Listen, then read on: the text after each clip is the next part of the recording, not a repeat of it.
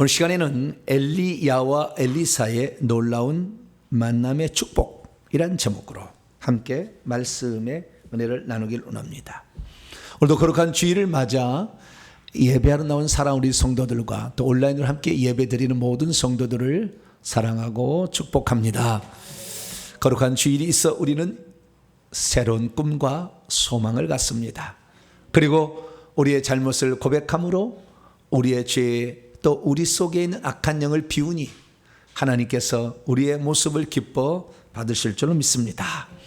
주의를 잘 지켜 하나님께서 우리 주신 복을 마음껏 누리는 복된 성도가 되길 간절히 바랍니다. 구약의 선지자 중에 아주 특별한 선지자가 두 사람 있습니다. 이 사람은 엘리야와 엘리사라는 사람입니다. 왜 특별하느냐? 구약에 그렇게 많은 선지자가 있었어도 기적을 행하고 죽은 자를 살린 선지자는 엘리야, 엘리사이기 때문입니다. 보통 예언자는 예언하고 그 다음에 책망을 하죠. 죄를 책망하고 그리고 예언을 합니다. 그 예언의 가장 중요한 부분은 메시아에 관한 예언을 들려주죠. 그래서 메시아에 관한 가장 많은 예언을 한 사람이 이사야 선지자입니다. 이사야 선지자는 성경책도 66권이나 돼요. 66장이 되죠. 66장이. 네. 어마어마한 분량이어서 대선지자라 이렇게 부릅니다. 그런데 이사야는 단 한 번도 기적을 행한 적이 없어요. 양쪽 다를 한 선지자가 있더라는 거죠. 보통 기적 하면은 우리가 모세 생각하지 않습니까? 네. 그리고 사사들 좀 이렇게 조금 기적, 삼손이나 다른 사람 뭐 그렇게 전쟁에서 이겼다는 거고요. 기적 별로 없는데 모세 다음으로 가장 많은 기적을 행한 사람이 오늘 우리 본문에 등장하는 엘리사라는 선지자죠. 대체 그는 어떻게 되었길래 엄청난 이 기적을 행하는 선지자가 될 수 있었을까요? 우리는 엘리사 하면 떠오르는 게 나만 장군이죠. 엘리사가 나만 장군에게 요단강에 가서 7번 몸을 씻으면 문둥병이 낫는다. 그랬더니 이놈이 와가지고 내 환처에 손을 얹고 막 이렇게 기도를 해야 낫지. 세상에. 그때 당시에 아람 나라의 이스라엘은 속국이었기 때문에 아람 나라에서 왕이 전가를 주어가지고 치유할 수 있도록 해달라고 요청을 해왔기 때문에 이것은 뭐 그대로 복종할 일인데 손톱 밑에 때만큼 알았다는 거 아니에요. 그러니까 기분 나쁘다고 막 이게 화를 내는데 한 신하가 말했죠. 주인이여, 장군이여, 당신이 지금 치유하러 여기 오지 않았습니까? 그런데 무슨 얘기를 한들 그 얘기를 들어야 당신이 치유받을 텐데 힘든 것도 아니고 요단강에 가서 목욕하라는데 그것이 무슨 나쁜 일입니까? 그렇게 해보시죠. 그랬더니 진짜 고침받았다. 그런데 우리가 이런 사실을 잘 알게 된 것은 예수님께서 엘리사를 그 얘기를 했기 때문에 그래요. 성경의 신약 성경에 엘리사라는 사람의 이름이 한 번 나와요. 언제? 누가복음 4장 27절에. 그것도 예수님께서 직접 언급을 하셨죠. 여러분, 예수님께서 언급을 하셨는데 성경에 보게 되면 어떤 사람은 이름이 나와요. 어떤 사람은 이름이 안 나옵니다. 맹인이 치유를 받았다는데 두 사람이 이렇게 나올 때가 있고 어쩔 때는 한 사람이 바디메오, 디메오의 아들이다. 이름이 안 나와. 디메오 아버지가 더 유명해. 네. 그렇게 이름이 나올 수도 있고 안 나올 수도 있고. 이름이 성경에 나오잖아요. 삭개오. 아주 천국에 가면 엄청 높은 보좌자리에 있어요. 엘리사를 언급했다. 대단한 인물이다. 우리는 그렇게 알 수가 있습니다. 그런데 그 엘리사는 항상 짝으로 자기의 스승과 함께 다닙니다. 엘리야라는 스승이 있었고 엘리사라는 스승이 있었죠. 우리 엘리야 시대에 하나님께서 북이스라엘이 우상 숭배하니까 아합왕과 이세벨이 바알과 아세라 섬기니까 하나님께서 기근의 재앙을 내렸죠. 우리의 삶에 기근의 재앙이 내린다. 우상 숭배했기 때문에 그런 거예요. 그래서 3년 6개월 동안 엘리야 시대에 기근으로 비가 내리지 않았다가 갈멜산에서 바알 선지자 400명, 아세라 선지자 바알 선지자 450명, 아세라 선지자 400명에서 850명을 대결해서 그날 하나님만이 여호와만이 하나님이라고 하고 이 선지자, 거짓 선지자, 바알 선지자들을 기손 관계에서 죽이게 되자 그날 비가 와요. 우상 숭배를 끝내니까. 우리의 삶에 물질의 기근, 건강의 기근, 많은 기근들이 올 때 여러분 무슨 우상 숭배의 죄가 있나 생각해 보시고 그 죄를 끊게 되길 축원합니다. 그래서 우리는 엘리사에 대해서 주목을 해야 되는 거예요. 근데 그 엘리사에 대해서 왜 주목을 해야 되느냐? 그 주목을 해야 될 이유가 뭐냐면 우리가 잘 모르지만 영적 세계에 있어서 능력과 은사를 얘기한다면 반드시 거론한 인물이 엘리사라는 거예요. 근데 우리 일반 교회에서는 그런 얘기는 별로 안 하죠. 보통 이제 그 선지자 생도의 아내가 기적을 받았던 그런 장면. 그러니까 자기 남편이 빚을 짓고 죽었는데 아들이 둘 있는데 빚쟁이가 와가지고 빚을 갚으라. 만약에 빚을 안 갚는다면 네 두 아들을 종으로 잡아가겠다. 그러니까 막 펑펑 울어가지고 엘리사한테 이 얘기를 했더니 그러면 내가 시킨 대로 하라. 동네에 가서 그릇을 다 빌려갖고 와라. 그래서 다 방에다 갖다 놓은 다음에 기름 한 병 남아있다니까 그 기름을 거기다 따르라. 그럼 계속 따라줄 거다. 언제까지 기름이 나왔느냐?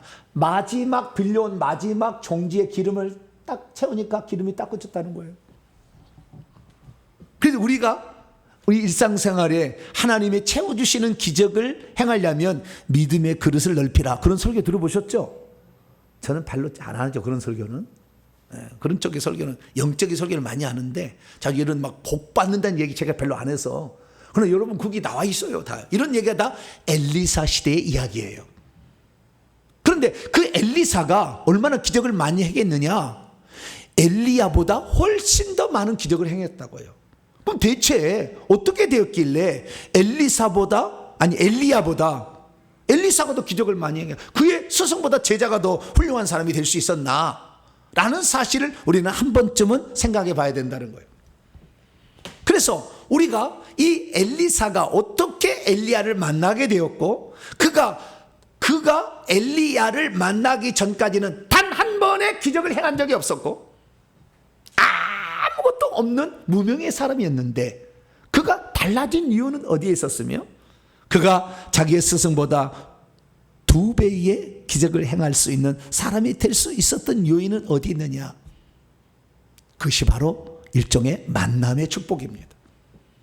어떤 스승을 만났느냐에 따라서 그 사람의 인생이 달라질 수 있다라는 사실을 본문은 우리에게 가르쳐주고 있기 때문이죠. 그래서 오늘 이 말씀을 잘 들음으로 말미암아 우리의 삶에 만남이 얼마나 소중한 것인지를 다시 한번 깨달을 수 있게 되기를 축원합니다. 특별하게 만남 중에서도 영적 지도자를 잘 만난다는 것이 얼마나 큰 축복인가. 우리가 어떠한 사람이 될 것인가, 어떠한 신앙의 사람이 될 것인가는 강단에서 선포되는 그 말씀에 달렸어요. 왜냐하면 그 양식을 먹으니까. 그래서 이 강단에서 선포되는 그 말씀이 우리의 미래라고 보시면 됩니다. 그러니까 강단에서 말씀이 선포되는 것 중에 우리의 진짜 있어야 될 미래가 하나도 안 들었다면 우리의 미래는 꽝인 거예요.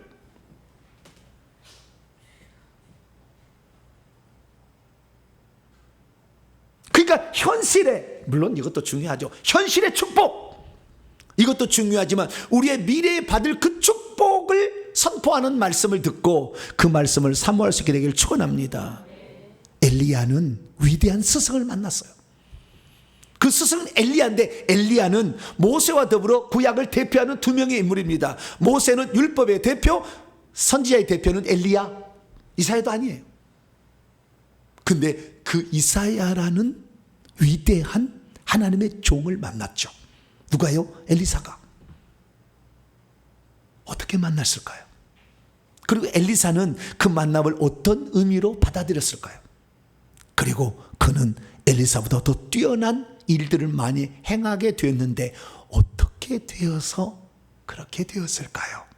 오늘 본문을 통해서 여러분 놀라운 그 영적 비밀을 여러분의 소유로 마음에 간직하고 사용할 수 있는 무기가 될 수 있기를 축원합니다. 오늘 본 말씀 어떤 말씀입니까? 하나님의 명령에 따라 엘리야가 엘리사를 찾아가서 그를 자신의 후계자요 다음 선지자로 세웠다라는 그런 말씀입니다. 왜 엘리야는 자신의 후계자인 엘리사를 부를 때에 자신의 겉옷을 그에게 던졌을까요? 엘리사는 엘리야가 자기의 겉옷을 입혀준 것을 어떤 의미로 받아들였던 것일까요?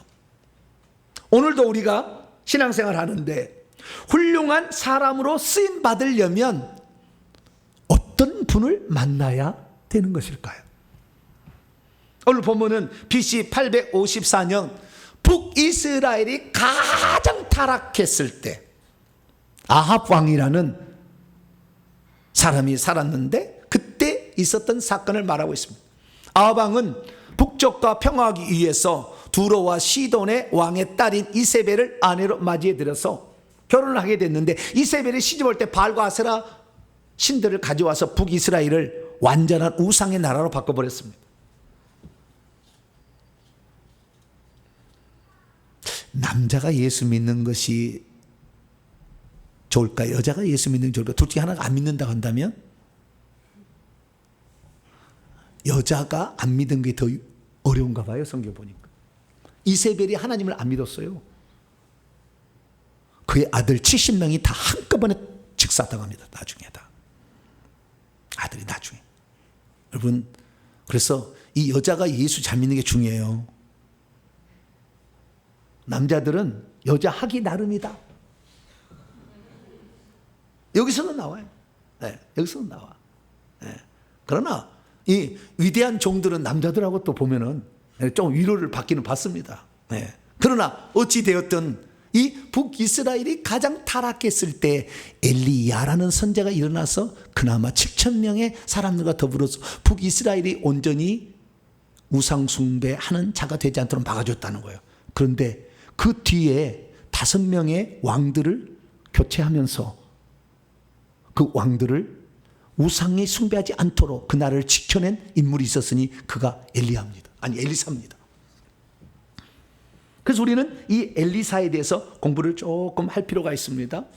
그는 출신이 어디냐면 아벨 무홀라라는 지역의 출신이라고 나와 있습니다. 아벨 무홀라는 어디에 있느냐?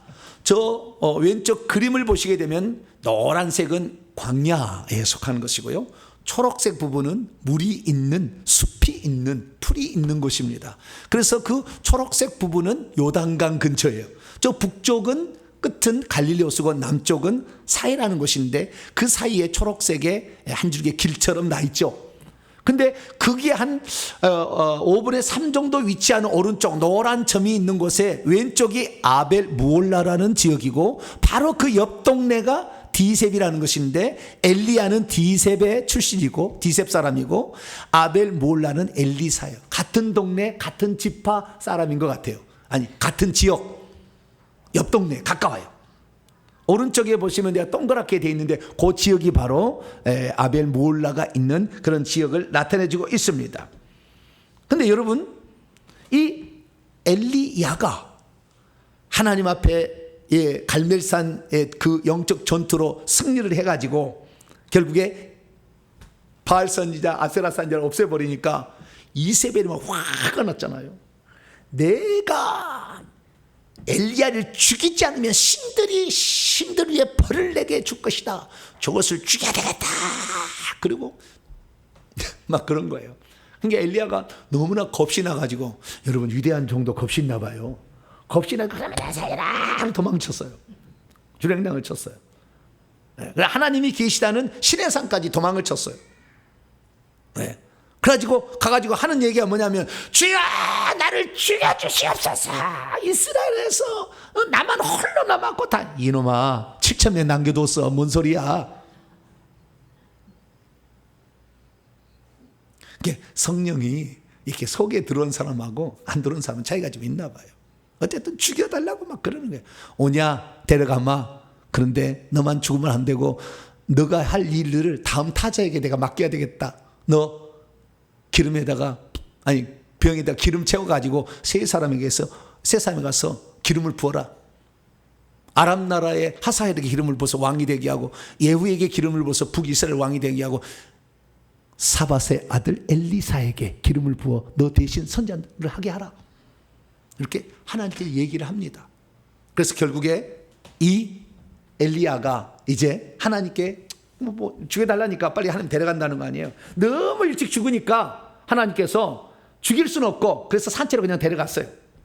왜? 이스라엘 나라가 완전히 우상 숭배하게 됐을 때 그 나라를 하나님 섬기는 것이 하나님이 최고라는 것을 알려준 위대한 종이니까.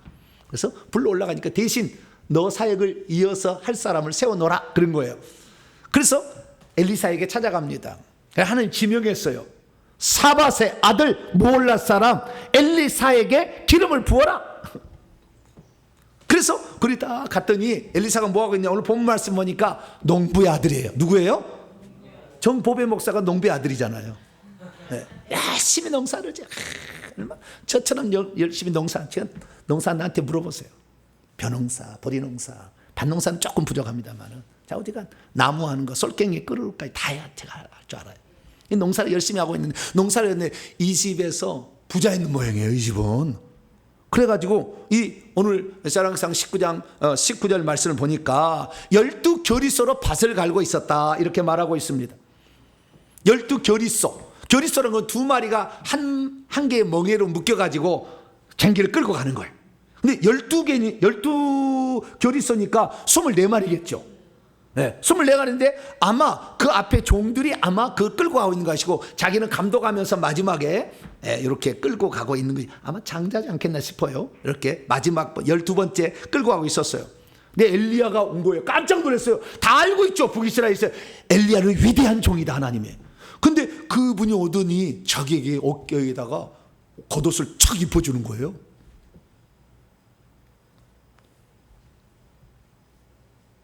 왜? 위대한 하나님의 종이 농부의 아들에게 와서 옷을 입혀주나? 이것은 하나님께서 나를 이제 엘리야의 뒤를 이어서 선지자의 직무를 맡기라 하는 것이 아니겠는가라는 생각이 딱 들었어요. 즉시 손을 내려놓고 쟁기를 놓고 엘리야를 따라갔습니다.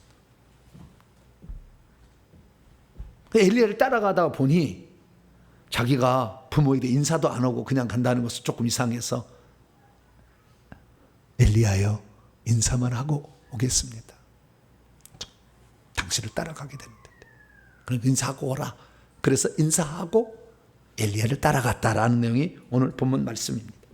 믿음이 있어도 엘리야가 던진 겉옷의 의미를 잘 모르면 하나님의 섭리에 따른 하나님의 부르심이 무엇인지를 모른 채 지나갈 수 있습니다.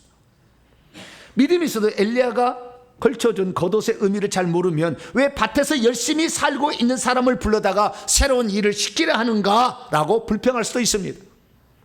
믿음이 있어도 엘리야가 걸쳐준 겉옷의 의미를 잘 모르면 자신에게는 선자직을 감당할 수 있는 아무런 능력이나 지식이나 은사가 전혀 없는데 왜 나에게 이런 사역을 맡기려 주시려 하나 라고 생각할 수도 있습니다. 믿음이 있어도 엘리야가 던져준 겉옷의 의미를 잘 모르면 자신을 향한 하나님의 위대한 계획이 이미 있어서 자기를 불렀다는 것을 모른 채 지나갈 수 있습니다. 믿음이 있어도 엘리야가 걸쳐준 겉옷의 의미를 잘 모르면 하나님께서 자신을 불러 일을 시작하게 할 때에 어떤 것부터 시작해야 되는지 그 단초를 잃어버릴 수가 있습니다. 믿음이 있어도 엘리야가 던진 겉옷의 의미를 잘 모르면 선자직의 은사를 가진 자로서 준비된 자를 쓸 것이지 왜 나의 무명의 농사 짓는 사람을 불러다가 나를 쓰시나 나는 자격도 없는데 라고 생각하며 자신을 향한 하나님의 계획을 중요치 않게 여길 수도 있습니다. 저와 여러분은 하나님께서 어느 순간 내가 아무것도 깨닫지 못했지만 하나님께서 우리를 향하여 어떤 말씀을 들려주시고 어떤 은사와 능력을 주기 시작한다면 하나님이 그 뒤에 어마어마한 계획을 갖고 있다는 사실을 알고 지금 현재 그 주신 것에 정확히 그걸 딱 붙잡아가지고 그것으로 말미암아 다른 놀라운 능력도 받는 복된 성도들을 축원합니다. 많은 사람들이 오늘 신앙생활 하는데 왜 내가 이런 말씀을 들을 수 있는가? 왜 내가 이 말씀을 듣고 있는가를 주목하지 않습니다. 그러니까 하나님께서 그에게 주실 것도 없는 거예요. 저는 말씀을 한번 딱 들어버리면 어떤 목사님이 그래요. 정보배 목사님은 한 가지를 가르쳐주면 10가지를 풀어먹습니다. 저분 대단합니다. 그런 얘기를 해요. 나는 딱 들어버리면 거기서 성경이 창세기 요한계시가 쫙쫙 깨져요. 한마디 딱 들으면 한마디만 딱 던져도 저것은 하나님께서 나를 위해 계획하신 하나의 뜻이 들었다.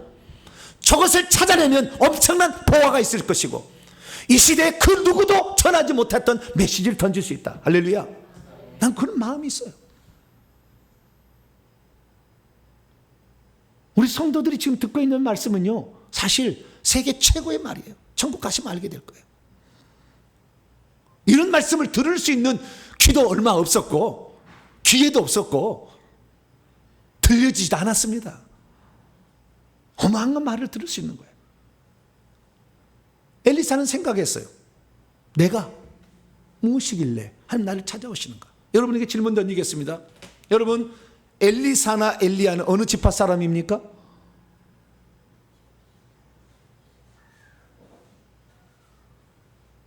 그가 만약에 위대한 에브라임이나 북이스라엘인데 에브라임이나 므낫세 지파였다면 그렇게 썼을 거예요. 북이스라엘 에브라임이 장자잖아요. 어느 지파 사람이 안 나와? 무명의 사람이었다는 거잖아요. 여러분, 베드로가 무슨 지파 사람이죠? 예수님은 유다 지파고 사도 바울은 베냐민 지파고, 그럼 베드로는 무슨 지파예요?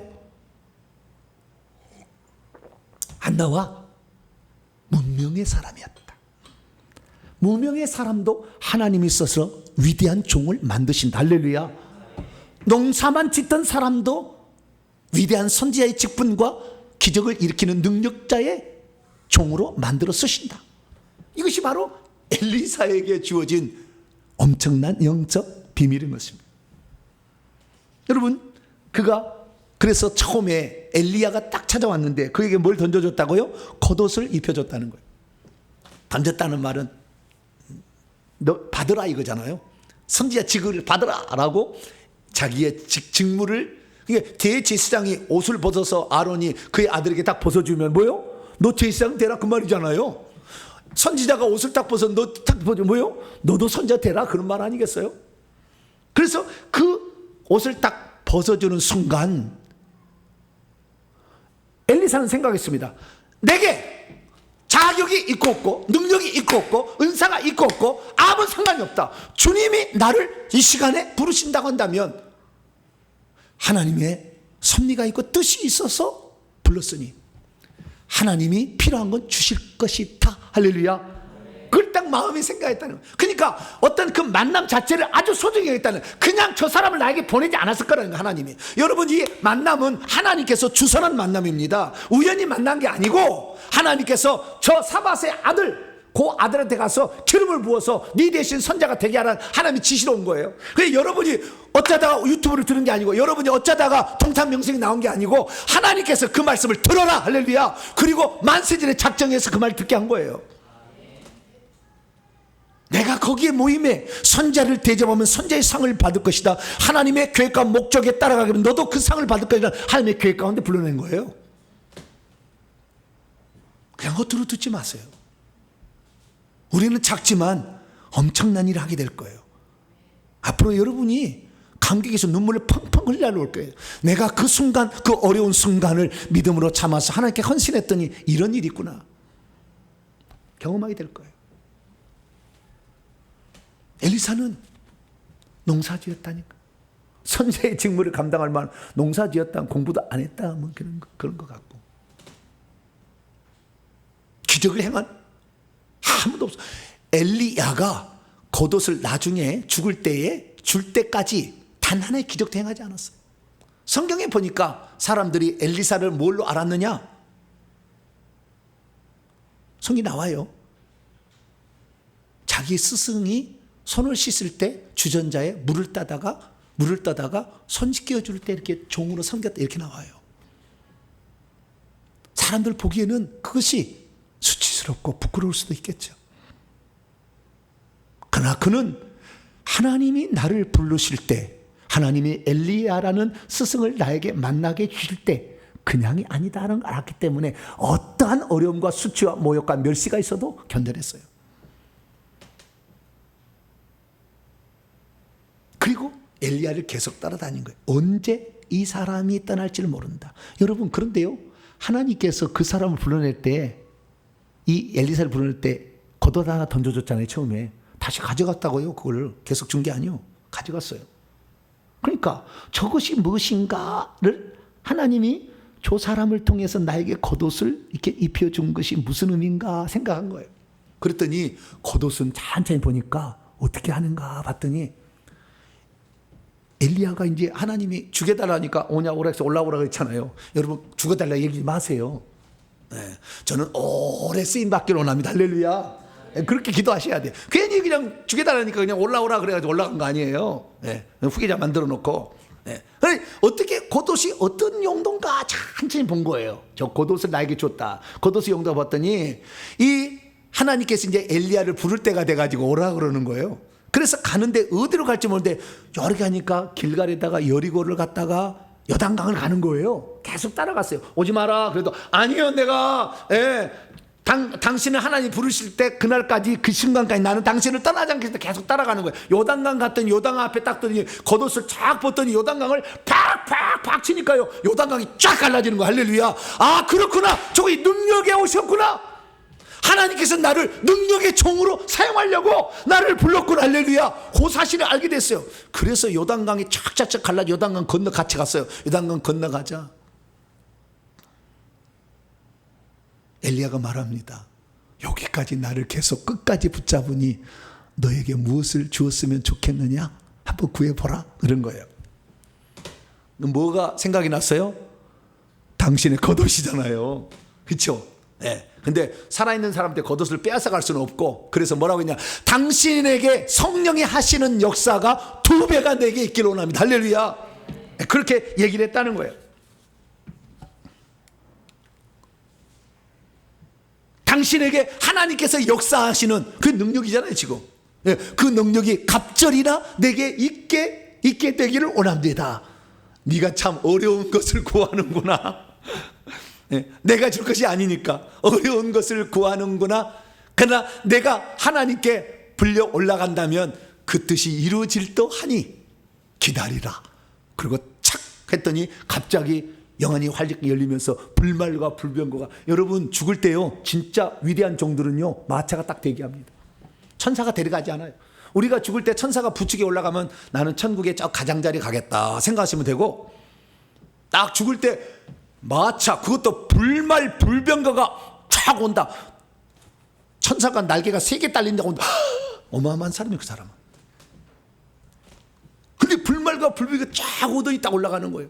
그런데 엘리사의 그 마음을 하나님이 착하시고요, 엘리사에게서 칼이 떨어진 것도 아니고 엘리사의 투구가 떨어진 것도 아니고, 엘리야의 칼이나 엘리야의 투구나 엘리야의 신발이 떨어진 게 아니고 겉옷이 뚝 떨어졌어요. 할렐루야. 알아가져라. 할렐루야. 네가 처음에 하나님 나를 부르실 때 이렇게 쓰겠다는 것으로 이건 우연이 아니야. 내가 이 말씀을 들은 게 우연이 아니야. 내가 이 사람을 만난 게 우연이 아니야 생각하고 그것을 딱 붙들었더니 바로 그것을 주기 시작해서. 할렐루야. 그래서 엘리사가 그 겉옷으로, 그러면 스승이 했으니 나도 당연히 할 수 있겠지. 엘리야의 겉옷을 가지고 요단강을, 엘리야의 하나님은 어디 계십니까? 그리고 요단강을 착착 쳤더니 요단강이 쫙 갈라지면, 할렐루야, 쫙 갈라지면서 하나님의 살아계심을 드러내. 하나님을 나를 예언자로만 쓰는 것이 아니라 능력자로서도 쓰겠구나. 그것을 알게 되어서 그 다음부터 온갖 기적을 행하게 됩니다. 그가 기적을 행하는 걸 보니까요 16가지나 나와요. 첫 번째, 요단강을 이렇게 엘리야의 외투로 쳤더니 갈라졌어요. 두 번째, 여리고성에 나쁜 물이 있어서 물을 못 견디다 소금을 쳐서 그 물을 건강한 물로 바꿨습니다. 세 번째, 자기가 이방의 제사장으로서 이방의 제사장 머리를 밀고 제사장을 했어요. 그런데 이 엘리사는 처음부터 대머리였어요. 대머리 너무 야단치지 마세요. 네. 어린아이들이 나오더니 대머리야 대머리야 그렇게 놀렸어요. 이방신은 섬기는 제사장이야 막 그렇게 선지자야 막 이렇게 놀린 거예요. 그러니까 하나님의 종을 이렇게 함부로 놀렸다고 저것들을 그랬더니 하나님께서요 암콤을 내보내가지고 42명을 찢어 죽여버렸어요. 그래서 깜짝 놀랐어요. 자기도. 네 번째, 광야에서 물이 없어 죽어가는 이스라엘 군대에게 갑자기 환상으로 이렇게 해가지고 결국에 물을 공급함으로 말미암아 승리케 하셨다. 다섯 번째, 아까도 얘기했습니다마는 과부가 자기 아들이 팔려갈 위기에 처하자 기름을 팔아서 그 빚을 다 갚고 나머지는 너와 네 자식이 살아라. 기름병이 채워지는. 여섯 번째, 수넴에게 갔더니 한 여인이 자기 집에 와서 쉬라고 주의 종을 잘 대접한 거예요. 그러니까 엘리사의 얘기는 제가 잘 안 합니다만은 일반 교회에서 많이 하는 거예요. 주의 종을 잘 대접하면 복을 받는다. 이건 틀리면 사실이에요. 이것은 내가 이 강조만 안 할 뿐이지. 수넴 여인이 자기 집에다가 책상도 놓고 침대도 놓고 촛대도 놓아서 여기에서 쉬시라고.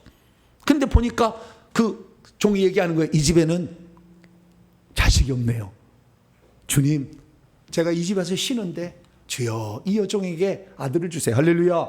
1년 만에 아들이 딱 생겼어요. 그 아들 낳았어요. 근데 아들 낳았는데 또 얼마 지났더니 아들이 열사병이 걸렸네. 시름시름 앓다가 엄마 품에 죽어버렸네. 근데 믿음도 커. 이 여인이 자기 남편이 아들이 죽었는데 씻어가지고 다락에 누워놓고는 어디 가냐 그랬더니 평안을 위해서 갑니다. 그리고 엘리사를 찾아가요. 사환을 시켜서 지팡이 올려놓으면 살 거다. 그런데 당신이 함께 가시기를 원합니다. 했더니 결국에 엘리사가 가서 그 아들을 올라가서 이렇게 따했더니 7번 채치기 하고 살아납니다. 그래서 죽었던 사람을 살린 구약의 딱 2사람, 엘리야, 엘리사 중에 한 사람이 됐어요. 8번째, 흉년이 들어서 먹을 것이 없자 그냥 들에 있는 호박을 타다가 국소에 넣어서 끓여 먹으면 독이 있어가지고 다 죽게 생겼을 때 가루를 넣어가지고 독을 해독을 시켜줘서 다 먹게 했다. 9번째, 예수님처럼 보리떡 20개 가지고 떡을 만들었는데 100명을 먹고도 계속 떡이 나오는 거예요. 오병이의 기적의 예표입니다. 그래서 우리는 이 엘리사를 예수님의 예표라고도 생각해요. 왜냐하면 엘리사라는 말이 엘리사거든요. 리사는 구원한다는 말에서 나왔어요. 그래서 엘은 하나님, 하나님이 구원하신다. 이사 야하면 야는 여호와의 줄말이에요. 이사 여기도 구원한다. 야 하나님이 야 여호와가 구원한다. 여호와가 구원한다는 건 이사야고요. 하나님이 구원한다는 것은 엘리사예요. 그리고 비슷한 말이에요. 그래서 북이스라엘을 구원해내는 일에 하나님께서 엘리사를 쓴 거죠. 10번째, 나아만 장군 문둥병, 아까 얘기했던 거 문둥병을 요단강 7번 씻게 해서 낫게 했죠. 그런데 이 나아만 장군이 한 80억 되는 예물을 가지고 왔는데 어찌 받겠느냐, 그냥 가지고 와라 그랬더니 게하시가 그 탐인에서 몇 개 좀 달라고 했다가 그것 때문에 문둥병이 그리 엉거붙어 가지고 문둥병 일으키는 귀신이 어디로 들어갔어요? 네, 탐욕 욕심을 낸 거짓말한 그 사람에게 들어갔으니 게하시에게 들어갔다는. 12번째, 어떤 사람이 나무를 하다가 도끼를 물에 빠뜨렸는데 쇠도끼예요. 근데 빌려온 거예요. 어떻게 할까요? 했더니 가만히 있어라. 그리고 그 쇠도끼를 올라오게 하는 기적으로 그것을 찾아주었다. 13번째, 이게 참 특이한 건데요. 이것은 이 아람 군대가 맨날 전쟁이 지는 거예요. 그러니까 신하들이 왜 이렇게 우리가 전쟁에 지느냐 하니까 이 왕이 침시에서 하는 말도 다 듣고 알려주는 엘리사라는 선자가 있습니다. 그놈을 죽여라. 그래가지고 아람 군대가 이 엘리사가 있는 도단성을 에워쌉니다. 그러니까 게하시가 난리가 난 거예요. 우리 성을 겹겹이 아람 군대 가서 다 죽게 생겼습니다. 그랬더니 게하시의 영안을 착 열어준 거예요. 여러분, 영안을 열어줄 수 있는 능력자가 보통 사람 아니에요. 그랬더니 도단성을 불말루가 불병거가 딱 지키고 있는 것을 보게 됩니다. 영안을 열었다 닫았다 하시는 능력이 있었다. 14번째 하니까 그 아람 군대가 있는데 그 아람 군대에 눈을 멀게 하여 주옵소서. 그랬더니 대낮인데 다 눈이 멀어가지고 앞이 안 보이는 거예요. 그래서 이리 오너라 그러고 끌고 사마리아까지 가가지고 군대 앞에 딱 놓으니까 이제 꼼짝없이 포로로 잡히게 돼 있잖아요. 눈을 열어 주옵소서. 그랬더니 이제는 포로가 됐어요. 하나님 살려줘라. 그래서 살려줬더니 아람 군대가 한참 동안 안 쳐들어왔다. 16번째 마지막인데요. 이 엘리사가 죽어서 시체를 그 무덤에 넣어놨는데 1년 뒤에 어느 족속이 쳐들어왔는데 쳐들어오니까 그 시체를 죽은 사람을 장사를 못하고 휘딱 거기다 던져놓고 갔다는 거예요. 그랬더니 휘딱 던졌더니 그 시체가 뻘딱 일어났대요. 살아났다는 거예요. 여러분, 우리의 시체는 보통 시체는요 귀신 덩어리입니다. 이 시체에 닿으면 그래서 귀신이 다 들어와요. 근데 엘리사는 귀신이 없고 그 속에 하나님의 영의 능력과 은사가 가득 있으니까 죽은 자도 살리는 능력이 나타났다. 할렐루야. 엄청난 사람이라 그 말이죠. 그래서 이 계산을 해보니까요, 엘리야는 8번 기적을 일으켰는데 엘리사는 16번의 기적을 일으켜서 2배의 축복을 달라는 것이 그대로 이루어졌다. 할렐루야. 그렇습니다.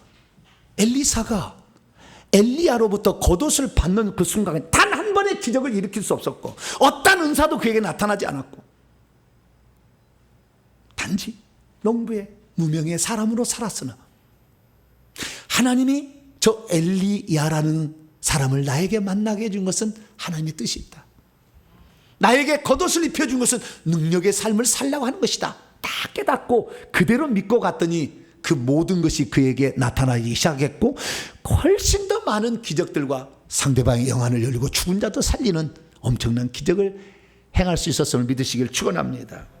그래서 제가요, 영안이 잘 열린 분들을 통하여서 이 은사가 어떻게 둘이 은사가 이렇게 있는가를 조사를 해봤어요. 그랬더니 이 도표에 제가 이렇게 써왔어요. 왼쪽은 엘리야가 받은 은사고요, 오른쪽은 엘리사가 받은 은사예요. 그 중에서 빨간 것은 10가지 항목 가운데 다 똑같이 있는데 10가지 항목이 상대방에는 안 들어있는 자기 고유의 은사예요. 물론 뒤에는 있습니다. 아래에는 더 있는데 10가지 은사. 제일 많은 것이 엘리야는 동행, 두 번째는 순종, 세 번째는 세상 멸함, 엘리야, 네 번째는 예언, 예지, 다섯 번째 성령의 사로잡힘, 권세 행함, 말씀 선포, 신유, 사탄 막음, 그 다음에 제사 드림이라는 10가지 은사가 있다면 엘리사의 은사는 세상 통치, 권세 행함, 세력 잡음, 동행, 말씀 선포, 예언, 예지, 부르심, 순종, 제사 드림이 있는데 이 중에 9가지 가운데 8가지가 동일한 은사를 받아서 순서만 달라요. 그 나물에 그 밥이다라는 거잖아요. 그 스승의 그 제자예요. 제가 죽고 없어지면 이 우리 성도들 가운데 또 유튜브로 이 말씀을 듣는 가운데 위대한 사람 나올 거예요.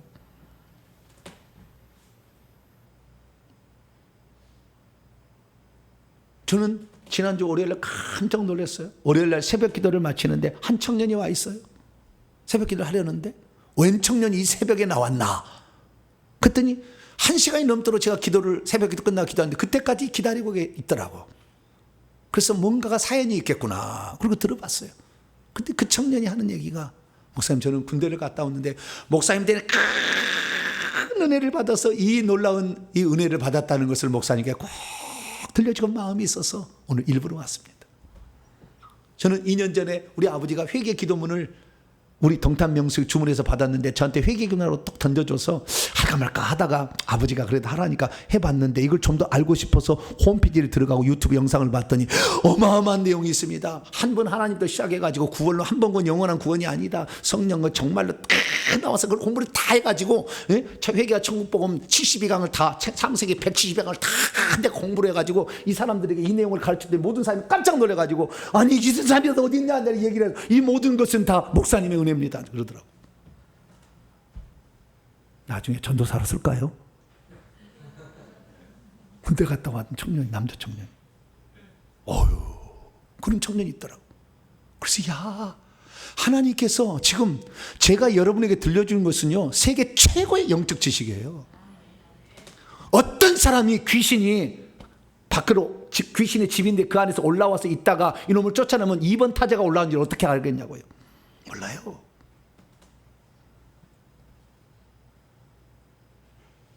우리가 오늘 듣게 되는 이 말씀은 하나님이 그것을 너의 것으로 주겠다라는 사인인 겁니다. 할렐루야. 겉옷을 준 것은 너는 엘리야보다 더 큰 능력을 행할 자다라는 것을 보여주는 사인이었다 이거죠. 그런데 그것을 중요한지 그 시점 단초를 모르는 거예요. 왜 이 말씀을 듣게 했는지 그걸 모르는 거예요. 여기는 그래, 내가 내 능력보다 너무 많기 때문에 나는 들을 수 없어. 바보인 거예요, 바보. 천국에 가져서 갔을 때 24장로 가운데 가족이 함께 들어간 사람이 얼마나 많은 줄 아세요? 부부가 같이 들어간 사람도 있어요. 우연이 아닌 것입니다. 내가 이 남편을 만나고 이 여자를 내가 취한 것이, 내가 이 목사님을 만나고 이 성도가 된 게 우연이 아닌 거예요.